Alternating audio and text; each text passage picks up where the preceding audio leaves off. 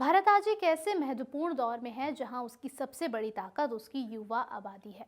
ये युवा शक्ति हमारे देश के आर्थिक विकास की सबसे बड़ी संभावना है, जिसे हम डेमोग्राफिक डिविडेंड के नाम से भी जानते हैं। जब किसी देश की युवा आबादी ज़्यादा होती है तो इसे आर्थिक रूप से देश के लिए फायदेमंद माना जाता है। भारत में हर साल लाखों युवा वर्कफोर्स में शामिल हो रहे हैं, लेकिन सवाल ये उठता है कि क्या इन सभी लोगों को रोजगार मिल पा रहा है। यहाँ बात यह भी है कि क्या भारत की अर्थव्यवस्था इतनी संख्या में नौकरियां पैदा कर पा रही है जितनी युवा आबादी लगातार बढ़ रही है।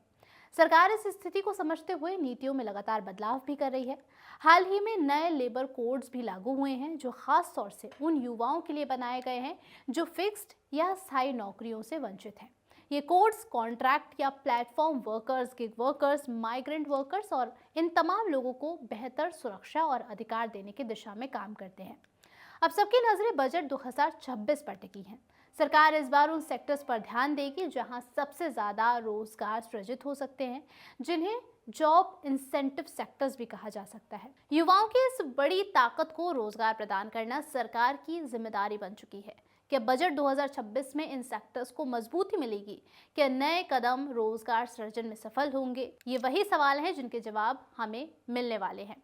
कुछ रिपोर्ट्स के मुताबिक इस बार MSME, textile, leather, footwear, gems और ज्वेलरीज और हैंडीक्राफ्ट जैसे सेक्टर्स को नई योजनाओं से समर्थन मिलेगा और पुरानी योजनाओं का एक्सपेंशन भी होगा। इन सेक्टर्स में काम करने वालों की संख्या बहुत बड़ी है, इसलिए इन्हें मजबूत बनाना सीधा रोजगार बढ़ाने में मदद करेगा। पिछले साल भी सरकार ने इन सेक्टर्स को लेकर बजट में भारी बढ़ोतरी की थी।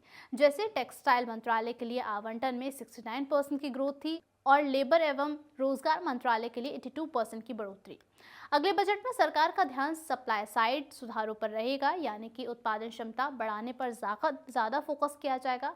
इसका मतलब है फैक्ट्रियां, उद्योगों और इंफ्रास्ट्रक्चर को मजबूत करना, ताकि लंबे समय में रोजगार और आर्थिक विकास दोनों ही आगे बढ़ सके।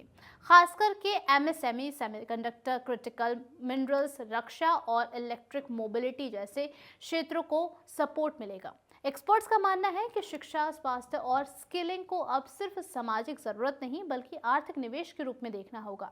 यदि इन्हें रोजगार की जरूरतों के साथ जोड़ा जाए तो न केवल वर्कफोर्स बढ़ेगी बल्कि भविष्य के हेल्थ केयर की लागत भी इससे कम होगी। हालांकि भारत की अर्थव्यवस्था में अभी एक बड़ा स्ट्रक्चरल चैलेंज है जिसे मिसिंग मिडिल कहा जाता है। इसका मतलब यह है कि हमारे यहाँ छोटे और बड़े बड़े कारोबार तो बहुत सारे हैं, लेकिन मध्य आकार की कंपनियां जो बड़ी संख्या में रोजगार दे सके वो बहुत कम है। उदाहरण के तौर पर भारत में करीब 7 करोड़ छोटे अनौपचारिक उद्यम हैं, पर मिड साइज कंपनियां केवल कुछ ही हैं। ये मिड साइज कंपनियां रोजगार पैदा करने में सबसे ज्यादा इंपॉर्टेंट रोल प्ले करती हैं। इसके अलावा भारत को मिडिल इनकम चैलेंज का भी सामना करना पड़ता है। वैसे तो हमारी प्रति व्यक्ति जो आय है वो लगभग $2700 है, लेकिन अगर आगे आने वाले 10 से 15 सालों में तेजी से आर्थिक वृद्धि नहीं होती है तो हम मिडिल इनकम ट्रैप में फंस सकते हैं, जहां विकास रुक जाता है और हम उच्च आय वाले देश बनने से भी असफल रह जाते हैं। तो कुल मिलाकर के लेबर कोड लागू होने के बाद सरकार का अगला बड़ा एजेंडा रोजगार प्रधान विकास होना चाहिए। बजट 2026 में उम्मीद की जा रही है कि नौकरी पैदा करने वाले सेक्टर्स को संभाल कर एमएसएमई और मध्य आकार के व्यवसाय को ऊर्जा मिलेगी। इसके साथ ही शिक्षा, स्वास्थ्य और कौशल विकास में इन्वेस्टमेंट भी बढ़ाया जाएगा, ताकि हर युवा को रोजगार मिले और देश की आर्थिक गति भी इसी के साथ तेज हो सके। बजट को लेकर के आपके क्या कुछ एक्सपेक्टेशन है, आप क्या कुछ अपनी राय रखते हैं, आप हमें कमेंट बॉक्स में जरूर बताइएगा और साथ ही साथ फाइनेंस कैरियर को सब्सक्राइब करना ना भूलें। धन्यवाद।